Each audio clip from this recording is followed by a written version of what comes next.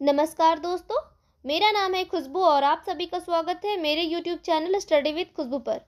दोस्तों, आज के इस वीडियो में मैं सामान्य ज्ञान के 50 महत्वपूर्ण प्रश्न उत्तर लेकर आई हूं जो प्रतियोगी परीक्षाओं में बार बार पूछे जाते हैं।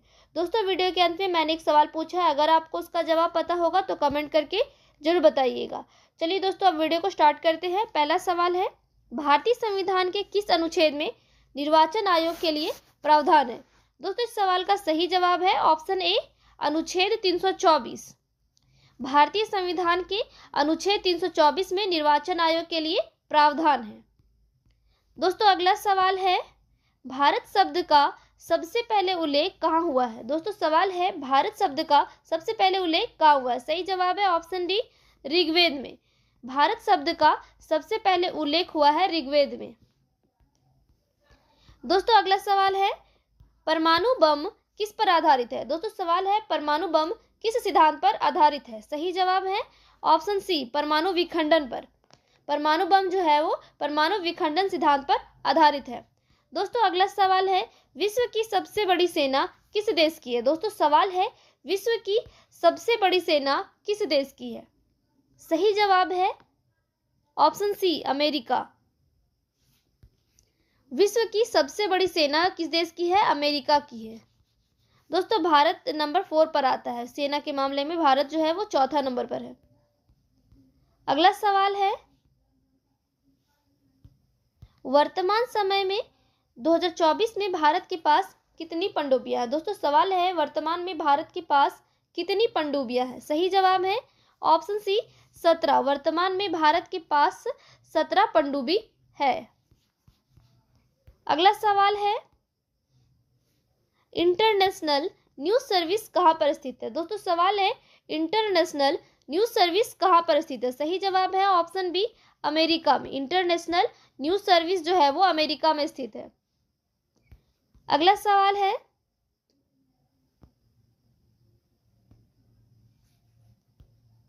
आकाशवाणी और दूरदर्शन के दैनिक कार्यक्रमों की शुरुआत किस गीत से होती है? दोस्तों, सवाल है, आकाशवाणी और दूरदर्शन के दैनिक कार्यक्रमों की शुरुआत किस गीत से होती है? सही जवाब है ऑप्शन बी, राष्ट्रगीत से। आकाशवाणी और दूरदर्शन के दैनिक कार्यक्रमों की शुरुआत राष्ट्रगीत से होती है। किससे होती है? राष्ट्रगीत से। अगला सवाल है, मुस्लिम लीग ने मुक्ति दिवस कब मनाया था? मुस्लिम लीग ने मुक्ति दिवस कब मनाया था? दोस्तों, इस सवाल का सही जवाब है ऑप्शन ए, 1939 ईस्वी में। मुस्लिम लीग ने मुक्ति दिवस 1939 ईस्वी में मनाया था। दोस्तों, अगला सवाल है, राष्ट्रीय गीत वंदे मातरम को पहली बार कब गाया गया था? सवाल है, राष्ट्रीय गीत वंदे मातरम को पहली बार कब गाया गया था? सही जवाब है ऑप्शन ए, 1896 ईस्वी में। वंदे मातरम गीत को पहली बार कोलकाता में 1896 ईस्वी में गाया गया था। अगला सवाल है, बंबई, मद्रास और कलकत्ता में उच्च न्यायालयों की स्थापना कब हुई थी? दोस्तों, सवाल है, बंबई, मद्रास और कलकत्ता में उच्च न्यायालयों की स्थापना कब हुई थी? सही जवाब है ऑप्शन बी, 1861 ईस्वी में। बंबई, मद्रास, कलकत्ता में उच्च न्यायालयों की स्थापना 1861 ईस्वी में हुई थी। अगला सवाल है, भारत में किसी राज्य विधानसभा के सदस्यों की न्यूनतम संख्या कितनी हो सकती है? दोस्तों, सवाल है, भारत में किसी राज्य विधानसभा के सदस्यों की न्यूनतम संख्या कितनी हो सकती है? सही जवाब है ऑप्शन बी, 60। राज्य विधानसभा में सदस्यों की न्यूनतम संख्या हो सकती है 60। दोस्तों, अगला सवाल है, स्वामी विवेकानंद को विवेकानंद की उपाधि किसने दी थी? सवाल है, स्वामी विवेकानंद को विवेकानंद की उपाधि किसने दी थी? सही जवाब है ऑप्शन ए, महाराजा खेतड़ी ने। स्वामी विवेकानंद को विवेकानंद की उपाधि किसने दी थी? महाराजा खेतड़ी ने दी थी। याद रखिएगा दोस्तों, इंपॉर्टेंट क्वेश्चन है। अगला सवाल है, पहला इलेक्ट्रॉनिक कंप्यूटर किस वर्ष में बना था? दोस्तों, सवाल है, पहला इलेक्ट्रॉनिक कंप्यूटर किस वर्ष में बना था? सही जवाब है ऑप्शन बी, 1945 ईस्वी में। पहला इलेक्ट्रॉनिक कंप्यूटर कब बना था? 1945 ईस्वी में बना था। अगला सवाल है, निम्नलिखित में से कौन सा एक संविधानेतर संस्था है? दोस्तों, सवाल है, निम्नलिखित में से कौन सा एक संविधानेतर संस्था है? दोस्तों, सही जवाब है ऑप्शन बी, नीति आयोग। निम्नलिखित में से नीति आयोग जो है वो एक संविधानेतर संस्था है। अगला सवाल है, बुद्ध पूर्णिमा पर्व जापान में कब मनाया जाता है? दोस्तों सवाल है बुद्ध पूर्णिमा पर्व जापान में कब मनाया जाता है? सही जवाब है ऑप्शन बी 8 अप्रैल। दोस्तों बुद्ध पूर्णिमा जो है वो जापान में कब मनाया जाता है? 8 अप्रैल को मनाया जाता है। अगला सवाल है अमेरिका में फ्री हिंदुस्तान अखबार किसने शुरू किया था? दोस्तों सवाल है अमेरिका में फ्री हिंदुस्तान अखबार किसने शुरू किया था? सही जवाब है ऑप्शन डी तारकनाथ दास। अमेरिका में फ्री हिंदुस्तान अखबार किसने शुरू किया था? तारकनाथ दास ने शुरू किया था। अगला सवाल है भारत के किस शहर को मरुस्थल की राजधानी कहा जाता है? दोस्तों सवाल है भारत के किस शहर को मरुस्थल की राजधानी कहा जाता है? सही जवाब है ऑप्शन डी जैसलमेर। भारत के जैसलमेर शहर को मरुस्थल की राजधानी कहा जाता है। दोस्तों जैसलमेर जो है वो राजस्थान राज्य में स्थित है। दोस्तों अगला सवाल है निम्नलिखित में से किस देश का राष्ट्रपति ब्लू हाउस में रहता है? दोस्तों सवाल है निम्नलिखित में से किस देश का राष्ट्रपति ब्लू हाउस में रहता है? सही जवाब है ऑप्शन डी दक्षिण कोरिया। दक्षिण कोरिया का जो राष्ट्रपति है वो ब्लू हाउस में रहता है। अगला सवाल है गुप्त कालीन हिंदू धर्म के दो प्रमुख देवता कौन थे? दोस्तों सवाल है गुप्त कालीन हिंदू धर्म के दो प्रमुख देवता कौन थे? सही जवाब है ऑप्शन डी शिव और विष्णु। गुप्त कालीन हिंदू धर्म के दो प्रमुख देवता थे शिव और विष्णु। अगला सवाल है निम्नलिखित में से कौन सा दर्रा श्रीनगर रेल मार्ग को जोड़ता है? दोस्तों सवाल है निम्नलिखित में से कौन सा दर्रा श्रीनगर रेल मार्ग को जोड़ता है? सही जवाब है ऑप्शन डी नाथुला। नाथुला दर्रा जो है वो श्रीनगर रेल मार्ग को जोड़ता है। अगला सवाल है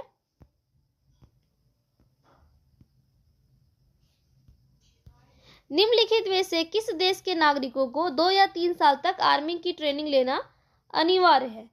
दोस्तों सवाल है निम्नलिखित में से किस देश के नागरिकों को 2 या 3 साल तक आर्मी की ट्रेनिंग लेना अनिवार्य है? सही जवाब है ऑप्शन ए इजराइल। इजराइल की सेना को 2 या 3 साल तक आर्मी की ट्रेनिंग लेना अनिवार्य है। अगला सवाल है किस देश के राजधानी को चूहों का शहर कहा जाता है? दोस्तों सवाल है किस देश के राजधानी को चूहों का शहर कहा जाता है? सही जवाब है ऑप्शन सी रूस। दोस्तों रूस के मॉस्को शहर को चूहों का शहर कहा जाता है।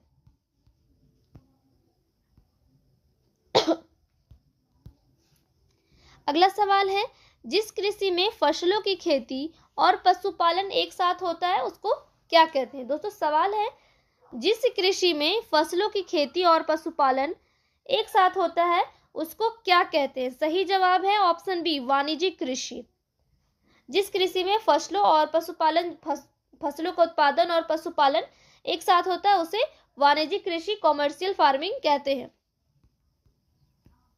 अगला सवाल है किस देश ने 6 दिनों में 6 देशों को हरा दिया था? दोस्तों सवाल है किस देश ने 6 दिनों में 6 देशों को हरा दिया था? सही जवाब है ऑप्शन डी इजराइल। इजराइल देश ने 6 दिनों में 6 देशों को हरा दिया था। अगला सवाल है डॉन किस देश का प्रमुख समाचार पत्र है? दोस्तों सवाल है डॉन किस देश का प्रमुख समाचार पत्र है? सही जवाब है ऑप्शन सी पाकिस्तान। डॉन जो है वो पाकिस्तान देश का समाचार पत्र है। अगला सवाल है भारतीय जनजातियों का सामाजिक समस्या क्या है? दोस्तों सवाल है भारतीय जनजातियों की सामाजिक समस्या क्या है? सही जवाब है ऑप्शन डी इनमें से सभी। भारतीय जनजातियों की सामाजिक समस्या है धर्म परिवर्तन, युवा गृहों का पतन, बाल विवाह और कन्या मूल्य। ये तीनों जो है सभी भारतीय जनजातियों की सामाजिक समस्या है। अगला सवाल है भारतीय सेना में शामिल S-400 मिसाइल किस देश से खरीदा गया है? तो सवाल है भारतीय सेना में शामिल S-400 मिसाइल किस देश से खरीदा गया है? सही जवाब है ऑप्शन ए रूस। S-400 मिसाइल रूस देश से खरीदा गया है। अगला सवाल है, एक लिमिटेड कंपनी को पत्र लिखने में सही अभिवादन क्या होगा। दोस्तों सवाल है, एक लिमिटेड कंपनी को पत्र लिखने में सही अभिवादन क्या होगा। सही जवाब है ऑप्शन ए, प्रिय जी। अगला सवाल है, एलिफेंटा की गुफाओं में किसकी मूर्तियां हैं। दोस्तों सवाल है, एलिफेंटा की गुफाओं में किसकी मूर्तियां। सही जवाब है ऑप्शन ए, शिव। एलिफेंटा की गुफाओं में शिव की मूर्तियां हैं।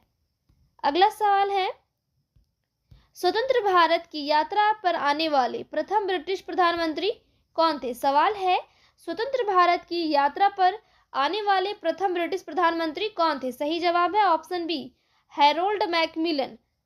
स्वतंत्र भारत की यात्रा पर आने वाले प्रथम ब्रिटिश प्रधानमंत्री थे हैरोल्ड मैकमिलन। अगला सवाल है, उत्तर प्रदेश का नाम उत्तर प्रदेश कब पड़ा था। दोस्तों सवाल है, उत्तर प्रदेश का नाम उत्तर प्रदेश कब पड़ा था। सही जवाब है ऑप्शन डी, जनवरी 1950। उत्तर प्रदेश का नाम जो है उत्तर प्रदेश कब पड़ा था, जनवरी 1950 ईस्वी में। अगला सवाल है, झंडा गीत किसने लिखा था। दोस्तों झंडा गीत किसने लिखा था। सही जवाब है ऑप्शन डी, श्यामलाल गुप्त पार्षद ने। झंडा गीत जो है वो किसने लिखा था, श्यामलाल गुप्त ने। अगला सवाल है, भारत में सिविल सेवाओं का सूत्रपात किसने किया था। दोस्तों सवाल है, भारत में सिविल सेवाओं का सूत्रपात किसने किया था। सही जवाब है ऑप्शन डी, लॉर्ड कॉर्नवालिस ने। भारत में सिविल सेवाओं का सूत्रपात किसने किया था, लॉर्ड कॉर्नवालिस ने किया था। याद रखिएगा, महत्वपूर्ण सवाल है। अगला सवाल है, भारत में प्रथम विज्ञान पार्क कहाँ निर्माण किया गया। दोस्तों सवाल है, भारत में पहला विज्ञान पार्क कहाँ स्थापित किया गया था। सही जवाब है ऑप्शन सी, अहमदाबाद में। भारत में पहला विज्ञान पार्क जो है वो कहाँ स्थापित किया गया था, अहमदाबाद में स्थापित किया गया था। अगला सवाल है, विश्व में लोग किस धर्म को सबसे अधिक मानते हैं। दोस्तों सवाल है, विश्व में लोग सबसे अधिक किस धर्म को मानते हैं। सही जवाब है ऑप्शन सी, ईसाई। विश्व में ईसाई धर्म को सबसे अधिक लोग मानते हैं। अगला सवाल है, हिंदू विवाह का प्रमुख उद्देश्य क्या है। दोस्तों सवाल है, हिंदू विवाह का प्रमुख उद्देश्य क्या है। सही जवाब है ऑप्शन ए, धर्म का पालन। हिंदू विवाह का प्रमुख उद्देश्य है धर्म का पालन। अगला सवाल है, भारत में किस जाति में बहुपति विवाह का प्रचलन है। दोस्तों सवाल है, भारत में किस जाति में बहुपति विवाह का प्रचलन है। सही जवाब है ऑप्शन ए, नायर। भारत में नायर जाति में बहुपति विवाह का प्रचलन है। दोस्तों अगला सवाल है, वर्तमान समय में भारत किस देश से अधिक हथियार खरीदता है। दोस्तों सवाल है, वर्तमान समय में भारत किस देश से अधिक हथियार खरीदता है। सही जवाब है ऑप्शन बी, रूस।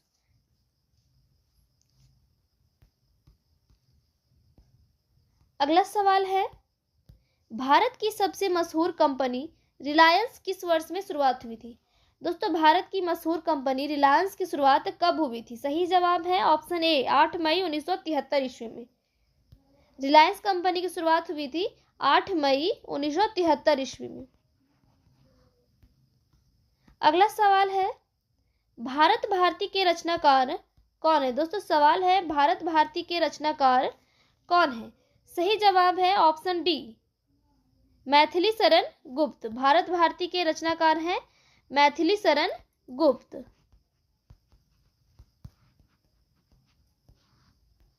अगला सवाल है, निम्नलिखित में से किस देश की राजधानी प्योंगयांग है। दोस्तों सवाल है, निम्नलिखित में से किस देश की राजधानी प्योंगयांग है। सही जवाब है option A, Uttar Korea. Uttar Korea की राजधानी है प्योंगयांग। अगला सवाल है,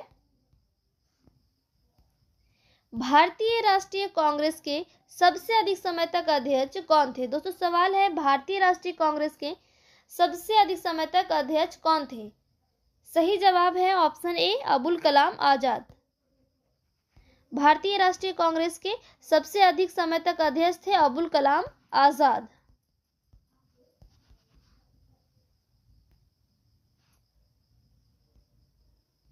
अगला सवाल है, भारत में आधुनिक शिक्षा के जन्मदाता कौन थे? दोस्तों सवाल है, भारत में आधुनिक शिक्षा के जन्मदाता कौन थे? सही जवाब है option B, Charles Grant. Bharat में आधुनिक शिक्षा के जन्मदाता थे चार्ल्स ग्रांट। अगला सवाल है, शिक्षा का औपचारिक साधन कौन सा है? दोस्तों सवाल है, शिक्षा का औपचारिक साधन कौन सा है? सही जवाब है ऑप्शन डी, स्कूल। शिक्षा का औपचारिक साधन है स्कूल। अगला सवाल है, निम्नलिखित में से कौन जनजातियों का शोषण करते हैं? दोस्तों सवाल है, निम्नलिखित में से कौन जनजातियों का शोषण करते हैं? सही जवाब है ऑप्शन डी, इनमें से सभी। जनजातियों का शोषण करते हैं महाजन, सरकारी अधिकारी, जमींदार, ये सभी जो है वो जनजातियों का शोषण करते हैं। ऑप्शन डी करेक्ट आंसर है। अगला सवाल है, नगरीकरण किस कारण का देन है? दोस्तों सवाल है, नगरीकरण किस कारण का देन है? सही जवाब है ऑप्शन ए, नगरीकरण आर्थिक कारण का देन है। अगला सवाल है, परिवार का जैविक कार्य क्या है? दोस्तों सवाल है, परिवार का जैविक कार्य क्या है? सही जवाब है ऑप्शन बी, जीवन रक्षा। परिवार का जैविक कार्य है जीवन रक्षा। अगला सवाल है, मुस्लिम समाज में सबसे उच्च जाति कौन सी है? दोस्तों मुस्लिम समाज में सबसे उच्च जाति कौन सी है? सही जवाब है ऑप्शन सी, सैयद। मुस्लिम समाज में सबसे उच्च जाति है सैयद। अगला सवाल है, यूरोपीय अंतरिक्ष एजेंसी का मुख्य अनुसंधान परीक्षण केंद्र कहाँ स्थित है? दोस्तों सवाल है, यूरोपीय अंतरिक्ष एजेंसी का मुख्य अनुसंधान और परीक्षण केंद्र कहाँ स्थित है? सही जवाब है ऑप्शन सी, नुडविजिक, नीदरलैंड। यूरोपीय अंतरिक्ष एजेंसी का मुख्य अनुसंधान और परीक्षण केंद्र नुडविजिक, नीदरलैंड में स्थित है। दोस्तों अब बारी है टेस्ट की। सवाल का जवाब आप लोग कमेंट में बताइए। सवाल है, अंतरिक्ष में जाने वाली प्रथम भारतीय महिला कल्पना चावला का जन्म किस राज्य में हुआ था? दोस्तों सवाल है, अंतरिक्ष में जाने वाली प्रथम भारतीय महिला कल्पना चावला का जन्म किस राज्य में हुआ था? Option A Madhya Pradesh, option B Haryana, option C Gujarat, option D Orissa. दोस्तों इस सवाल का जवाब कमेंट में बताइए। दोस्तों आप लोगों से रिक्वेस्ट है, अगर आप लोग मेरे चैनल पर नए हैं तो प्लीज़ मेरे चैनल को सब्सक्राइब कर दीजिए।